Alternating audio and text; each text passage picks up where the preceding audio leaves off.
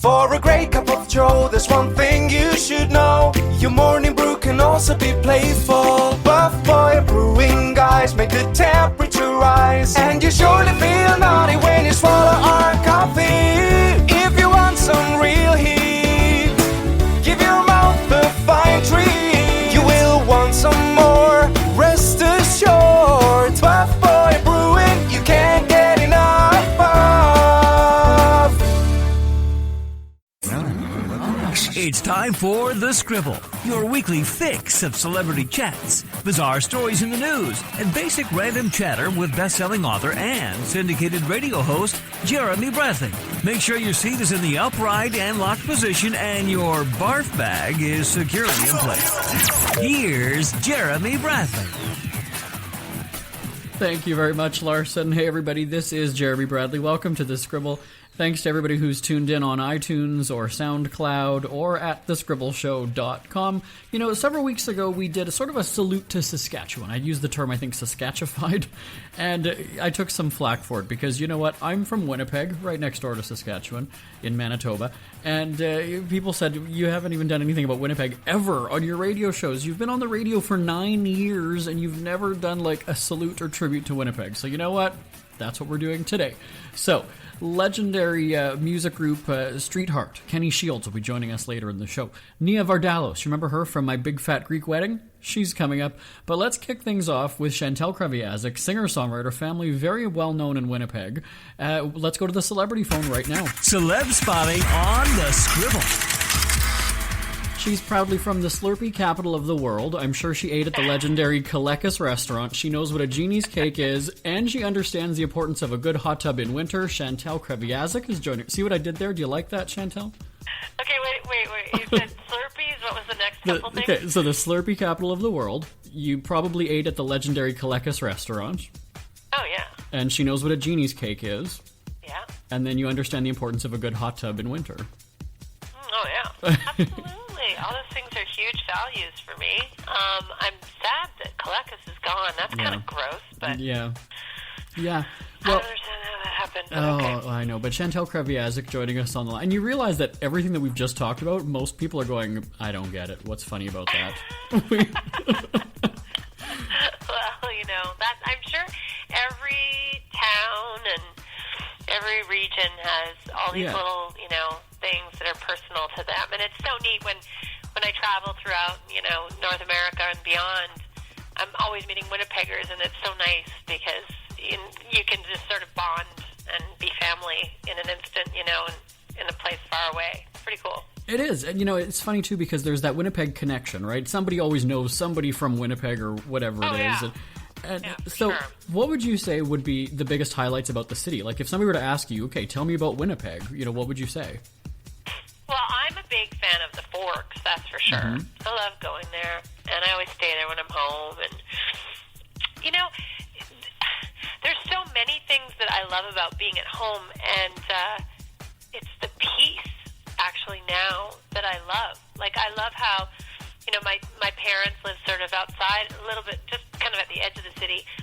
And, you know, we go for country drives and go to Half Moon Hot Dog, get a Half Moon Hot Dog, and all these things that just seem so idyllic to me now. I love my time at home because it really grounds me, and I just sort of get really zen. We should explain, though, to people that the Forks isn't like a utensil or restaurant. It's actually like a national park in Winnipeg. People might not get that if they're not familiar. But yeah, it's where the trade kind of culminated. At the I guess is it the Red and the Assiniboine they connect in that spot or something? I have no idea. Yeah. But it's usually underwater in the spring because of all the flooding. But that's correct. And you know what you say about Winnipeg just being slower paced, right? I know you live, you know, you're Toronto, and you know you've had such a fast paced life. But Winnipeg, when you come home, it's just kind of a slower, relaxed vibe. Oh God, it's great. I find it just so relaxed, and I really like it a lot. I mean, I don't love how cold it is, and sometimes the mosquitoes get on my nerves when I'm there in the summer, but yeah, if you can get around those issues, you can do pretty good. So then the next natural question I have is, are you a Jets fan? Because again, you live in another big city. Like what? That's a huge draw now. I think it's fantastic. I mean, we were at the last game when we lost team at the funeral, and then I got to come out and sing the anthem at the first game when we got the team back, and that was a real honor for me because I was, born and raised there, and I grew up under those stands in the arena. I think I went to almost every game with my family, so yeah, it's pretty special. Let's talk about how your life has gone. So your family, very well known in Winnipeg, and then you've got this, amazing music career and the most adorable family of your own. Can you, sum up your life in one word and the journey you've had? Oh, wow, one word. Well, definitely really lucky. Mm-hmm. I think your luck starts when you're born, and so I obviously grew up in a place that gave me a lot of foundation to build on. Just having, for example, the Conservatory of Music in my life. Mm-hmm. But even before that, I had musical relatives, and music very much was a strong value. I think we all have music in our DNA to some degree, for sure. But, there was such a big value for my maternal grandparents and on my dad's side as well. And there was just music kind of really all around me since I was probably in my mommy's belly. So I'm really lucky. I built my life around music. And for all my mistakes and for all of my childhood traumas, and either related to whatever, everybody has their own stuff in their childhood for sure. But regardless of if those traumas came from within myself or family dynamics or school or whatever they were, music was something that always was there for me and always was my healer and my sort of life tool, and it really became me. So in that respect, I think, I know I'm not describing my life in one word, but certainly music has been at the center of everything that has been good in my life.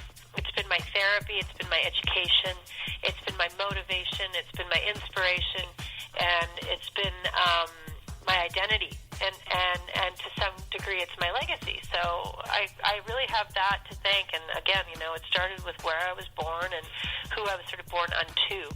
At the beginning of the video for I Will Be, you talk about how music did get you through sadness and stress. Was it just listening to music? Were you writing music? What was it like? How did music? Well, I really was very passionate when I was listening to music. I can think of whether it was Tori Amos or Kate Bush or Neil Young or any of these big records, that my first LP I ever bought was Joe Jackson, Jump and Jive, and then a Fleetwood Mac record, Rumors. I was so passionate. I can remember when the Police were on fire, when I was 12 years old, and it was just all about synchronicity. And then I got into all my brother's old records from before they were super, super commercially successful. And but then I loved Madonna and Janet Jackson and Michael Jackson and then Friday night videos and Prince. Yes. I remember the world premiere of Prince's song Little Red Corvette on Friday night videos, and I was so into them. Then I also equally loved going and sitting at the piano and exploring what would come out from within. And so there was definitely both dimensions. Did you write any of your chart toppers when you were a kid or going through something as a teen? Yeah, actually, Surrounded. I wrote Surrounded when I was just sort of 19 or so, and that was about a Winnipegger that I had really, loved, and he had a kind of quick turnaround with, I think, probably schizophrenia or something, and certainly a mood disorder, and had a lot of sadness and confusion, and he ended up taking his life, and that was really traumatizing, I think, for everybody. And so I wrote the song Surrounded about him. And there's other songs that I would probably even now still, to some degree, Jim Morrison, the poems he wrote when he was in grade 5 that are in the Rock and Roll Hall of Fame or whatever museum. His writing didn't change that much throughout his career, and I can relate with that. Like the way the melodies that you write, the sort of intonations and the rhythms that your melodies kind of fall into, that's kind of who you are. It's like people say that the way you run or jog, you have your own pace. I think we all have our own little kind of meter, if you will, and so I'm sure I'm always sort of building from there. And certainly things, you know, they shift, they pivot, they go one way or another, but I do think that I kind of have a style, you know, that I've always written in. When people live in, you know, a city like, let's say, Winnipeg, and then you see these people who make it big, right? Like, the Guess Who, or who, you know, whoever it is. And then, you know, as a kid, though, did you ever kind of sit there and go, that is going to be me one day? And then now that it's happening, you're just like, holy crap. Well, no, because, you know, music for me was so real. Like, since I was, like, born. Mm-hmm. You know, I mean, I was a weirdo. Like, you know, my husband is, his way of becoming a musician is so much more, to me, it makes more sense. It's like he was sort of 16, and he kind of was like, wow, I really love that band, and I love what their message is, and here, I want to try and play that, and then sort of self-taught, you know, guitarist, and I get that. But mine was like, I was 3, and I would just go and play music back. Anything that was on Sesame Street, I went to the piano and I played it. So I was like a weirdo, you know? I would go to the movies, and I'd come home, and I'd go to the piano, and my parents would, you know, whatever, go to the kitchen and make tea, and I would be playing the score from the film we'd just gone to, whether it was E.T. or, you know what I mean? Like that, I was like that kid. So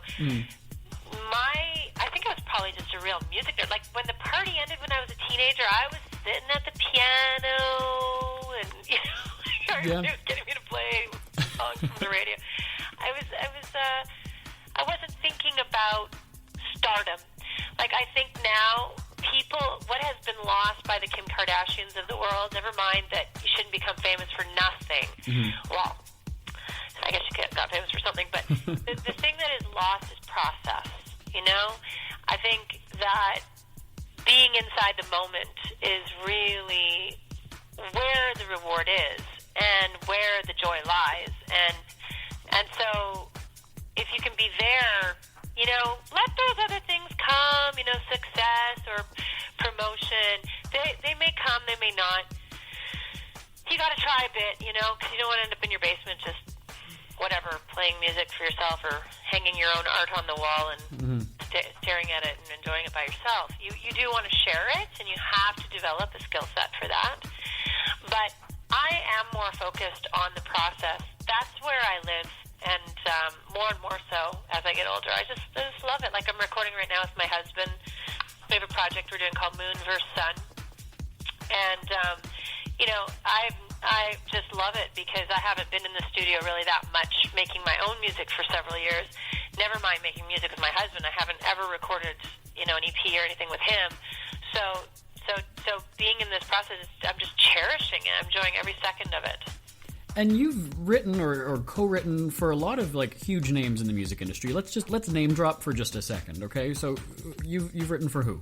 Well, I have a song out doing well with Kendrick Lamar right now, and that became the Beats commercial, and we just did it on Saturday Night Live at the end of last year, and that's one of my favorite, certainly one of my favorite collaborations of my life with Drake. I've worked with, you know, Gwen Stefani, Kelly Clarkson, Pink, Josh Groban. Oh, God. I mean, so many people. I can't even remember. Avril Lavigne. I know I'm missing people for sure. Carrie Underwood. Christina Aguilera, Pitbull. Leah Michelle. Yeah, lots of people. just a few. If you could, like, duet or write for, you know, any artist alive or dead, who would it be? Oh, God, I don't know. My husband and I just did a show with Neil Young and Feist and a couple other people for the Blue Dot Tour. We did a couple shows. And just being on a stage, you know, with him was incredible. He's one of the best artists I've ever known of or seen live. And that was incredibly... That was sort of a big highlight. Not to say I would even say I want to duet with. I don't even think that way. I don't know. I don't really dream up who I would want to. You know, to be honest with you, what I'm doing with my husband right now is kind of a dream come true because it's been 10 years in the making. 20 years in the making. But to be actually starting our own project together and duetting, that's really, really incredible. Now, you have lots of, like, tour dates coming up. You're going to be all over the place. So the info is on your website, right? Yeah, it should be. I have put up the Moon vs. Sun dates. We're doing some Moon vs. Sun dates in Ontario, Quebec, and where December sun already, even though the EP's not out. But I'm hoping very soon we put a single out. And then I'm also doing a Chantal solo tour, kind of Ontario. There's, I don't know, maybe 15 dates or something like that. Well, hopefully the dates match up and we can connect like in Winnipeg because, you know, we're both out of the city so much. Really nice. That would be fun. Okay. Well, so Chantal Kreviazuk, your website address is? ChantalKreviazuk.com. Oh, that's really creative. Really creative. And also, you can follow me on Twitter and Instagram. I tend to engage. I like it. Chantal's my new Twitter buddy, just so you guys know. Yay. All right, well, fellow Winnipegger, Chantal Kreviazuk, thanks so much for joining us today. My pleasure. Are you tired of commuting to a job that makes someone else rich? Working harder than ever, but getting nowhere? Do you hate spending hundreds of dollars every week on daycare? Having someone else raise your children? With our opportunities, you can start earning money as soon as next week. You get to be the boss, work from home, and live a happier life. At Be the Boss Network, you'll find hundreds of work-from-home opportunities that you can literally start today and be earning money as soon as next week. Go to freedom41.com and start earning money as soon as next week. You get to be the boss. Get out of the rat race. Work from home. Go to freedom41.com right now and change your life today. That's freedom, the number 41.com. Go to freedom41.com and start earning money as soon as next week. You be the boss. Go to freedom41.com. Celeb spotting on the Scribble. All right, we continue our salute to Winnipeg here on The Scribble, and you'll recall she was the star of My Big Fat Greek Wedding. Nia Vardalos is joining us on the line. Fellow Winnipegger, love chatting. Hey, Nia, how's it going? Good, thank you. I should actually ask, though, you're not, like, right down the street from us right now, are you? Like, where are you right now? Well, as a Winnipegger, you know you're always, your heart's always in Winnipeg. Right. But I am in Los Angeles. Okay, well, I'll send you a box of snow if you want. Is that okay? That'd be great. My parents are coming next week, so I'm sure they're going to bring some wind chill with them. We were there for the holidays. At Christmas time, we were all there for a couple of weeks, and we did everything Canadian. Like, it was such a great vacation. We went tobogganing, we went skating. It was just great. Our kids just loved it. I mean, my siblings, we all have kids, and it was really fun. I should ask, though, like, how many Slurpees did you have, though, over Christmas? Well, it was at Christmas time, so I'm going to say none. Oh. But when I do come back in the summer, I would say one a week. And then you washed down the Genie's cake, right? Oh, man, we had everything. We had Genie's cake. We went to Pancake House and had not the baby apple, but the giant apple with the side of chicken livers. Oh, yeah. We ate our way through the city. Niagara Pizza, of course. Bellamy's, my sister and brother-in-law's restaurant, of course. Mm-hmm. Well, now, I mean, did you hear, though, like, about Colecus and Paddle Wheel at the Bay, or no? Yes, I do. I know about Colecus's, and I think that is so admirable that they said, no, we're not going to sell. That's it. We're just closing the doors. It's so sad, but I understand it.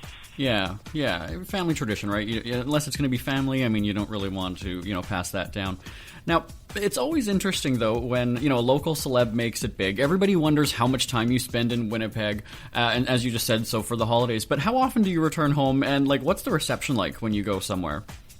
The Winnipeg person who is an admirer of my films or not an admirer of my films, is the kindest person, I think, in that they always say something nice at Polo Park Mall and then move on. We were getting coffee at the Second Cup, and a woman came out of the jewelry store right beside, and she saw that I was with my daughter, so she just said two very kind things, wish my family happy holidays, and then left. And it was such a moment of, I just sort of understood the way that I was raised of just be polite. That's, I think, the Canadian way. And I see it here in the States as well. There's sort of this adage, I think, of just be kind. And I don't know, in my book, Instant Mom, I talk about the people who watch my films. I know it sounds kind of braggy, but I think they're kinder than the people that watch other people's films, because there's sort of this thing going through my movies that they're unabashedly sentimental and kind, and that's okay. So I think that the people who are attracted to them actually have a kind place in their heart. So I'm very lucky. I don't really have people, approaching me and just being like, "Look, I got your name tattooed in my chest." I don't have that.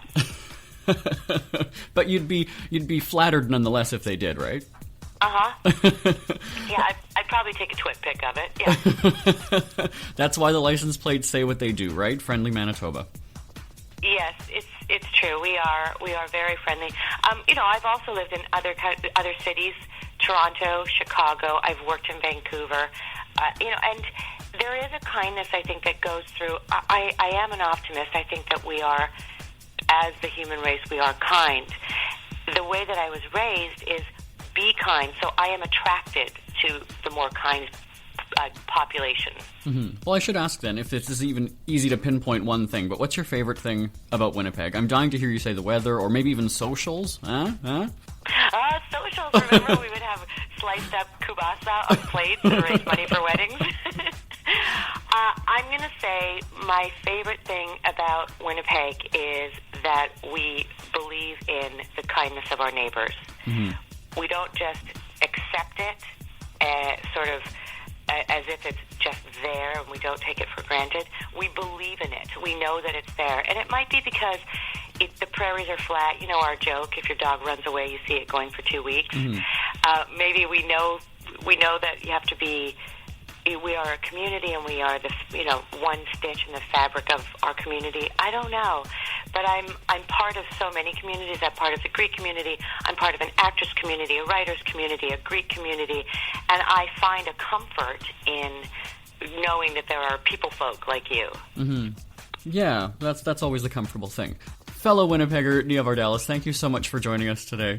Thank you so much. Take care. You too. Bye-bye now.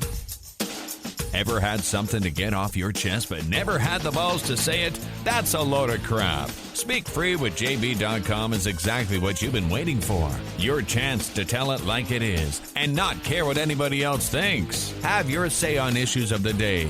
Join newspaper and radio columnist Jeremy Bradley as he tells it like it is. Hundreds of thousands of people have stopped by, including some well-known celebrities who have had a chat with JB and speak candidly about what's really going on in the world. You can join them too. Have a rant or a rave. Be brave and head on over to www.speakfreewithjb.com now. We hear you chirping. Get scribbling. Tweet up the Scribble at The Scribble Show. Join the discussion with Jeremy Bradley. It's all going down right now on Twitter at The Scribble Show and at thescribbleshow.com. Celeb spotting on The Scribble. All right, the legendary Kenny Shields is joining us on the line right now. Hello there. Hi, Jeremy. How you doing? I'm good. How are you? I'm good, actually. Just enjoying a beautiful summer day here. It is very nice. All right, so the band Streetheart has been rocking. How many years now? I mean, it's had an impressive run so far. Yes. Well, there's a story to that. We began in the late 70s, 1976, actually. We put together the group. We rehearsed day and night for about 6 months. Wrote basically the first album, Meanwhile, back in Paris. And then we went on the road with it, with a lot of original material, which was a difficult process at that time, because people didn't really want to hear original music. They wanted to, plug into the Zeppelins and the AC/DCs, and which understandably so. But in the bars in that particular circuit, it was 6 nights a week, so it was a tough grind. But it did separate the boys from the men, I suppose, because we had to survive or else, get out. Right. We almost got out at one time. I think we were in some place called, I can't remember, obviously. It's in southern Ontario. We were having a really bad fourth night or something, and we kind of walked off the stage and went up to our changing room or in a hotel room and said, okay, that's it. Enough of this BS. I'm out of here. But we regrouped, and I guess we stuck it out, and obviously we went on to better things. So we had a bit of a spoiled attitude there for a second, but we changed that. So from there, we went into Toronto, and we played a few clubs, and they began to accept us as particularly something new, and suddenly we had a a lot of crowd and a lot of lineups, and we have people like Geddy Lee coming down from Rush to check us out, and Max Webster, and some of the topper bands, the tougher bands there in Toronto, and obviously the top bands, and eventually through the lineups and the record companies began to take notes, and one of them decided to throw us into a studio to do a live, just a live 2-track off the floor, and from there we signed our first record deal. And over the years, there's been lots of different faces as part of the band. You've had a few people come and go. Is that worrisome? Like, what does it mean from a music standpoint in the group? Well, it is worrisome, but on the other hand, if you want to keep moving forward, that's what you need to do.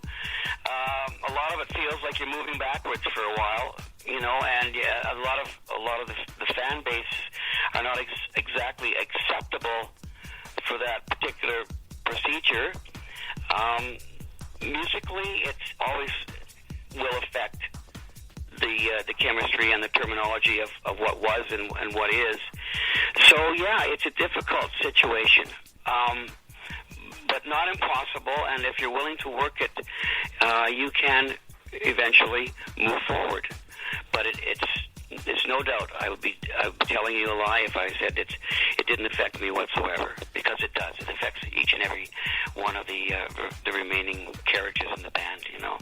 And really, when you look at it, I mean, yes, it could slow down the group a little bit, but you've won a whole slew of awards, so really. Yeah, I guess we were fortunate enough to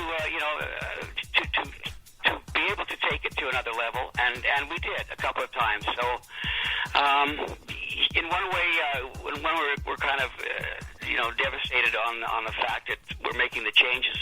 On the other hand, we take it to another area, and then it's up to the fans to accept or not to accept. So we were able to move in a very positive way, and for that I'm always grateful for the fan base. Well, and the fans are accepting. I mean, you're still touring a lot of shows on the prairies. Obviously, Winnipeg loves you. Why do you stay close to home, aside from Winnipeg loving you, of course? Well, Winnipeg was never my potential or my planned home. It just happened. We came here in '78, and because it was more central for us, it was our base. Well, basically, we moved from Regina. We were touring in the country, east and west, and somehow it was more of a hub for us in Winnipeg. And also because Winnipeg is a market that has created some great musicians, and the club circuit was always really fresh here, and it was much more acceptable as a group. They accepted us just as another good group, and eventually I guess we were Winnipeg stamped, and we also had a management company that wanted to maintain and stay here. So that's how it happened. So basically, like I said, I moved here in '78 into a hotel room, and that was the beginning of me not planning to live here forever and ever and a day. And that's just what happened. We've got a lot of friends here now, so it is home, absolutely home. It's been 20-some years, I guess, right? Mm-hmm.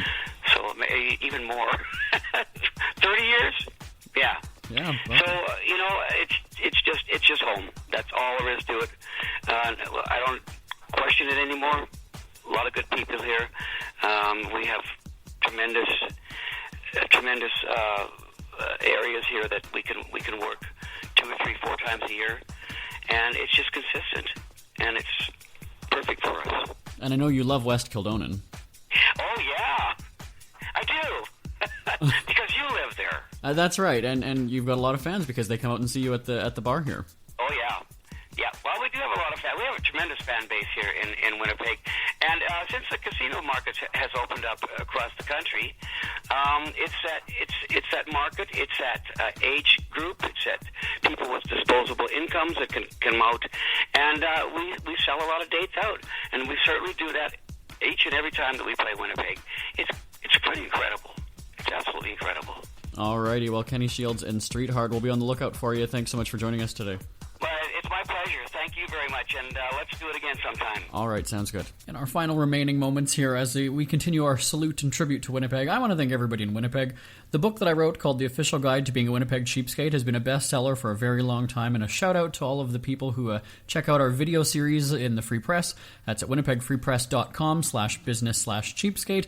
I will talk to you same time, same place next week here on The Scribble. Again, thescribbleshow.com on SoundCloud and iTunes. Want more Scribble? Check out thescribbleshow.com for past shows, celebrity interviews, cheapskate tips, and more.